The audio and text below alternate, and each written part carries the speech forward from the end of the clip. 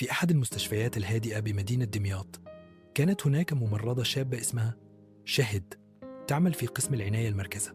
كانت محبوبة من الجميع، لكن ما يعرفوش الناس إنها دايماً كانت بتكتب ملاحظات عن المرضى، خصوصاً اللي على وشك الوفاة. تقول إنهم ساعات بيتكلموا كلام غريب قبل ما يموتوا. في يوم جالها راجل كبير في السن فاقد الوعي، اسمه الحاج شريف. مفيش أي معلومات عنه غير بطاقته، وبيفترضوا إنه مريض قلب. بعد يومين الراجل فاق، لكنه طلب من شاهد طلب غريب جدا. قال لها لو مت في شنطتي جواب ما تفتحيهوش، بس سلميه لأول حد يجي يدعي إنه يعرفني.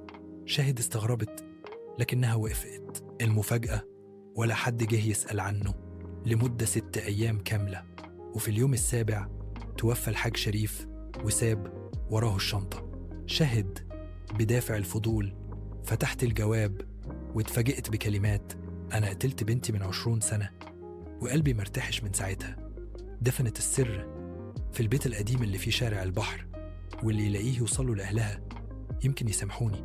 الصدمة كانت لما شاهد قررت تروح العنوان بنفسها، ولقت البيت فعلا موجود، لكن متأجر لعيلة تانية. والعيلة دي قالت إنهم من سنة لقوا عظمة صغيرة أثناء الترميم، لكن افتكروها من حيوان. شاهد دخلت في صراع، تبلغ الشرطة، تسكت، والأغرب بعدها بأيام جالها اتصال من رقم مجهول قال: انتي فتحتي الجواب يا شاهد، اللي زيك مش بيعيشوا كتير.